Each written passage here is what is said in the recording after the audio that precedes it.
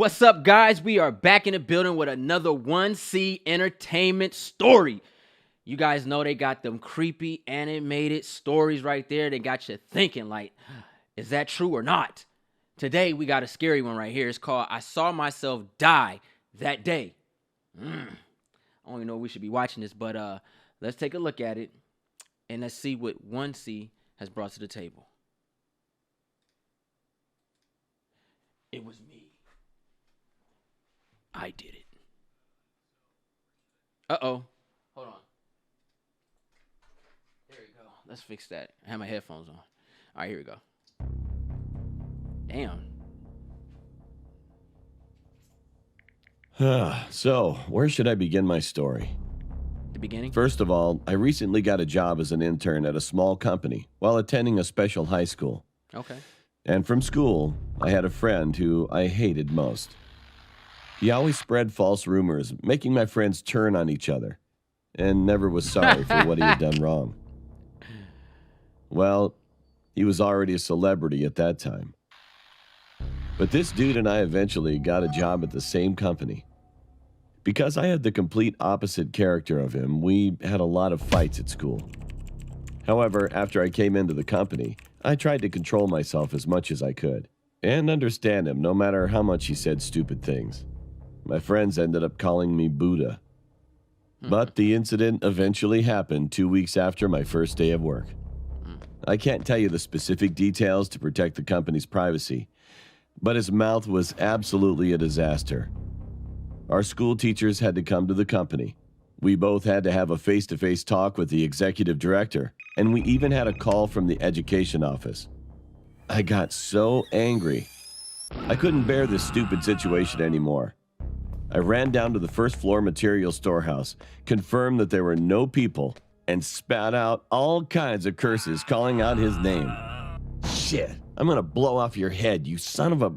But it was the biggest mistake of my life. The warehouse used to be a place where people didn't come very often. But when I looked back casually, he was there. He was just staring at me. My heart was pounding, and I felt like my head all stopped. Holy crap.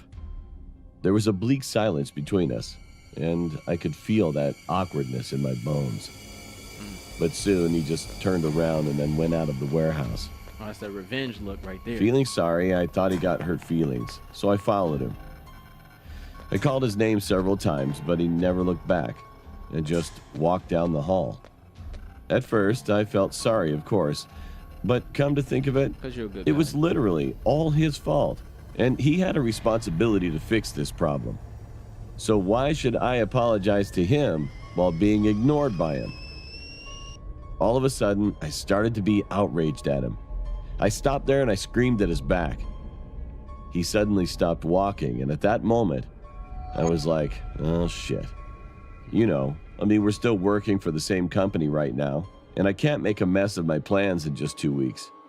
So I apologized to him to ease the mood by calling my friend's name again. Then he turned his head slowly, and, I still can't forget that creepy memory until right this moment writing about this incident. Oh, shit. To tell the truth, I'm about to go crazy. His neck slowly turned toward me. You can believe it or not, his body was standing still in the same position, but only his neck slowly began to turn. Hell no. A loud crunch sounded in the hallway, as if his neck bone had broken. And I just watched it, blankly. He was staring at me with his mouth closed, and his neck turned slowly and slowly. As he turned his neck, the skin around his neck began to twist. And when he finally turned around for about a turn and a half, his skin tore with a tremendous sound. The blood rose like a fountain, and his neck dropped on the floor with a loud thump. Shit. Hell no. Then his head rolled towards me and stopped at the tip of my foot. Looking down, I could see his head showing with all his teeth, and he was smiling brightly at me. When I saw that horrific head like a broken tomato, all the cells in my body were screaming to get away from there as soon as possible. Hell It no. was someone's footsteps that broke the silence that seemed to last forever.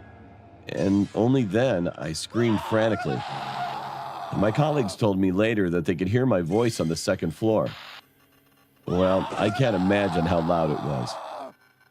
Anyway, I could feel someone shaking my body violently not long after.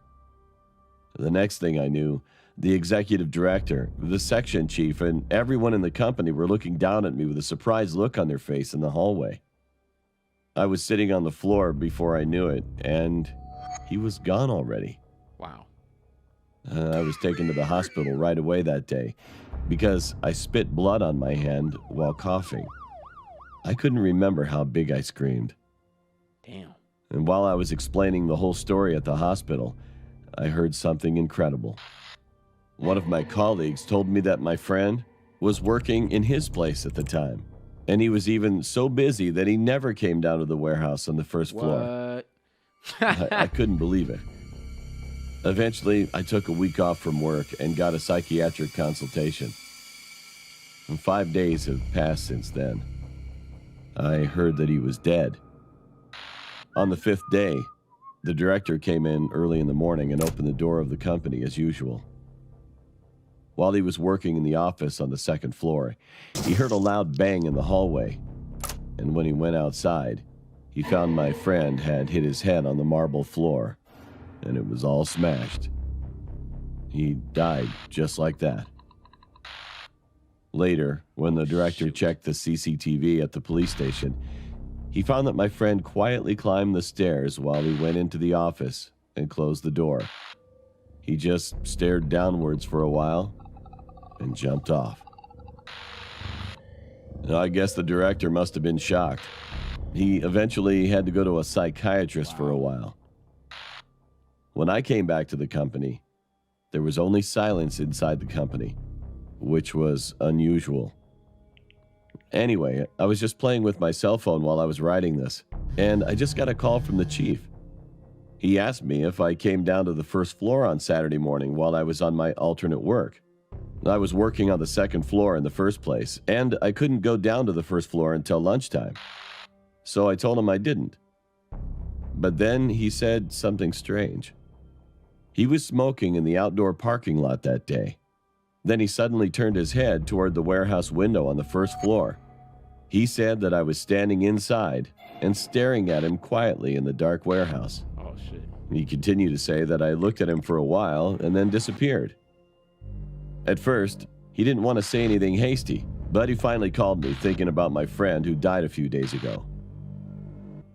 Well, to be honest, I'm in a panic right now. I've calmed down to some extent, but I'm still scared. There's something I didn't reveal while writing earlier. I remembered it just now. When I'd seen my friend's fallen head that day, I actually saw the face coming toward me. It was neither my executive director nor the section chief. It was me. I could see my body walking toward me with only my head turned back. So, the reason I screamed was not that I saw my friend's fallen head. I screamed at myself. My parents have gone on a trip right now, so there's nobody at my house right now. Now, what should I do? Oh, shoot. All right. That was strange, creepy, and weird.